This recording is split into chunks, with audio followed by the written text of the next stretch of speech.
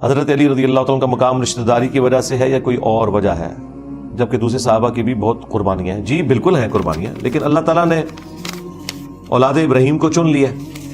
پہلے بنو اسرائیل کو چنا تھا، اب اللہ تعالیٰ کے ساتھ تو کوئی ٹکر نہیں لے سکتا کہ بنو اسرائیل کو کیوں چنا، اور 2 بار قرآن میں فرمایا وَأَنِّي فَضَّلْتُكُمْ عَلَى الْعَالَمِينَ یا بنی اسرائیل اذکروا نعمتی التی انعمت علیکم وانی فضلتکم علی العالمین.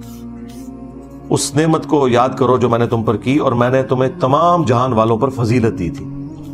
پھر نبی الاسلام کی مبارک آمد کی برکت سے بنو اسماعیل کو اب اللہ تعالیٰ نے قیامت تک کے لیے باقی جہان والوں کے اوپر فضیلت دی ہے.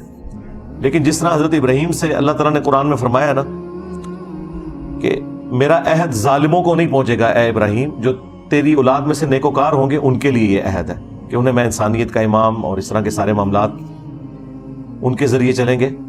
تو آج بھی اولاد ابراہیم میں سے جو اس طریقے پہ ہے اس کے لیے سارے فضائل ہیں. چونکہ سیدنا علی ہوں، حسن حسین ہوں، انہوں نے ثابت کیا اولاد ابراہیم ہونا، تو یہ ان کی نسبت نے بھی انہیں فائدہ پہنچایا اور ان کے اعمال بھی اس طرح کے تھے. یہ دونوں چیزیں پیرلل میں ہیں. ہم صرف نسبت کو نہیں مانتے. صحیح مسلم میں حدیث ہے کہ جس کے عمل نے اسے پیچھے چھوڑ دیا اس کا نسب، اس کی نسبت اسے آگے نہیں کر سکتی. یہ واضح حدیث ہے مسلم شریف میں. لیکن اگر کسی کا عمل ہے تو ظاہر ہے پھر وہ ایک نسبت، وہ ایک سمجھ لیں نور علی نور والا معاملہ ہے. اور یہ چیز اس کے ساتھ کوئی کنٹراڈکٹری نہیں ہے جو قرآن میں ہے نا کہ ہم نے تمہیں خاندانوں میں اور قبائل میں اس لیے بانٹا ہے کہ تاکہ تمہاری پہچان ہو سکے. اور ان اکرمکم عند اللہ اتقاکم، اور بے شک اللہ تعالیٰ کے نزدیک تم میں سب سے زیادہ عزت والا وہ ہے جو پرہیزگار ہے. تو انسانیت میں یہ جو خاندانی سسٹم اور قوم اور قبیلے اور زبانیں یہ صرف پہچان کے لیے. اللہ کے نزدیک معیار جو ہے وہ تقویٰ ہے، جو نبی الاسلام کا آخری خطبہ بھی ہے حجۃ الوداع کا مسند احمد میں کہ کسی گورے کو کالے پر، کسی کالے کو گورے پر کوئی فضیلت نہیں ہے. تم سب کے سب آدم علیہ السلام کی اولاد ہو اور آدم مٹی سے بنائے گئے تھے. اللہ کے نزدیک سب سے زیادہ عزت والا وہ ہے جو پرہیزگار ہوگا. یہ ساری چیزیں اپنی جگہ ہیں، یہ بنیاد ہے.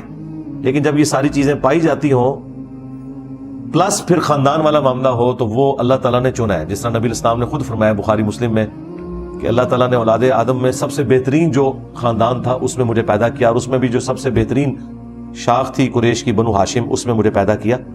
انبیاء کرام دنیاوی طور پر بھی اعلیٰ خاندان سے تعلق رکھتے ہیں تاکہ ان کے کریکٹر کے اوپر کوئی کلام نہ کر سکے. تو یہ دونوں چیزیں ہیں، یہ ایکسٹریم رویے ہیں. کوئی شخص یہ کہے کہ خاندان کی کوئی اہمیت نہیں ہے، اہمیت ہے کیونکہ اللہ تعالیٰ نے اہمیت دی ہے. ہاں اللہ نہ دیتا تو کوئی مسئلہ نہیں تھا. ہمارے نزدیک تو اللہ تعالیٰ اپنی دعوت توحید کے لیے کسی پیغمبر کا بھی محتاج نہیں ہے. لیکن چونکہ اب اس نے پیغمبروں کے ذریعے ہمیں ہدایت دی ہے تو ہم پیغمبروں کو بیچ میں سے نکال تو نہیں سکتے.